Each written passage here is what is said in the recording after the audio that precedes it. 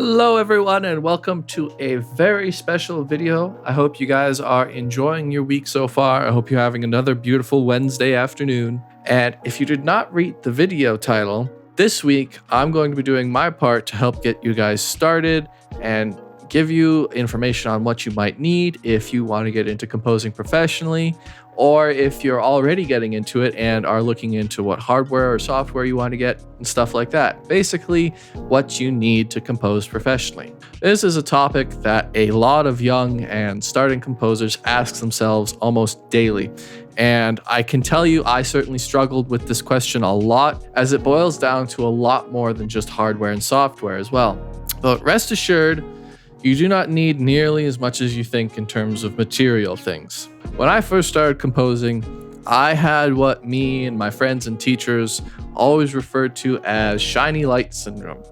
This is where I constantly kept looking at the newest hardware, the newest software, because I believed that I needed all these fancy pieces of tool and equipment and programs to be able to compose good music. Now, anyone that's been working in this field for a certain amount of time knows that this is never really the case.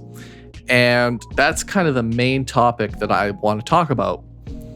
In terms of fancy equipment and hardware, you do not need a lot, and you definitely shouldn't be thinking about breaking the bank when it comes to buying equipment that you need, buying software that you need, and focusing on fancy equipment to compose when you don't need fancy equipment. Just to give you an example, this is what I started writing on. It is by far the shittiest laptop on the planet, and it only had a 3-core processor, 2 gigs of RAM, and I had some headphones in Ableton Live. That's what I started composing on. And really, in my personal opinion, that's all you really need to get started. If you want to start learning and you want to start getting into this as more than a hobby, or even if you do want to get into it as a hobby, that's all you need is a laptop with a working processor, a little bit of RAM, and a DAW.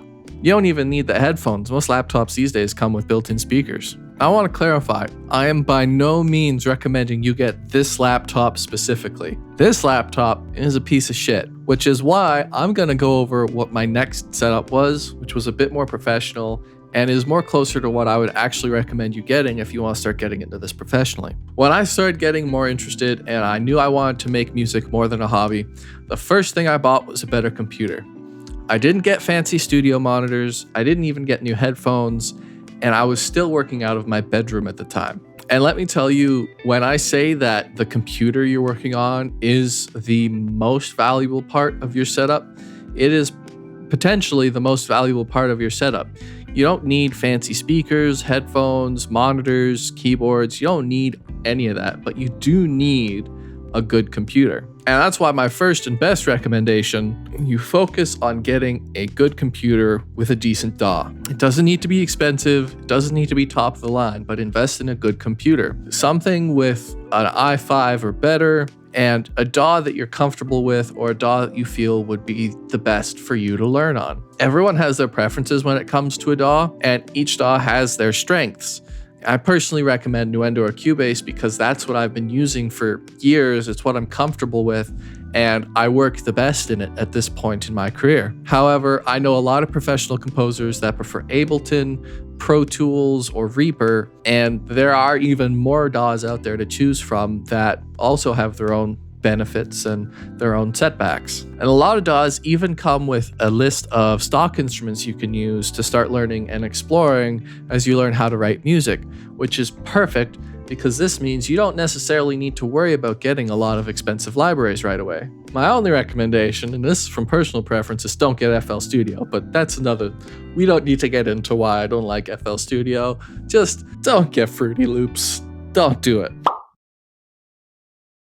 And then once you have a good computer and you have a decent DAW that isn't Fruity Loops, you can choose what to build from there as you get more into it. And when you do choose to build from there, there really isn't a lot of recommendations that I'd have. There are some pieces of equipment and software that you might want to look into that aren't shiny lights, they aren't expensive, that will help you get more professional. First thing, get an audio interface. It does not need to be expensive, but don't get a piece of shit interface if you can avoid it. Something mid-tier. I've been using Focusrite interfaces for my entire life, but M Audio interfaces are just as good, and there's a lot more interfaces out there that have nice amplifiers in them, that sound really good, and they last forever. Like your computer, you want to invest in a good audio interface, but it does not need to be perfect. And that would really be the first thing I'd recommend, because at this point in your life, you should probably already have an alright pair of headphones, which would be my next recommendation. If you don't have them already, get decent headphones. Let me clarify this by saying you do not need $600 headphones. Look me in the eyes, promise me you will not buy $600 headphones unless you make like that much in a day, okay? Because you don't need $600 headphones. They're nice, they're comfortable, and they sound really nice. I'll give you that. A lot of them sound amazing. But I've been personally using headphones that cost less than $100. I only ever really upgraded a couple months ago when I bought these, which are only about $250. They're made by Sennheiser, and they're a lot more comfortable than the $100 headphones I was working on before. And the only reason I bought them is because the headphones I was working with before broke. And even then, you don't need something as expensive or luxurious as this.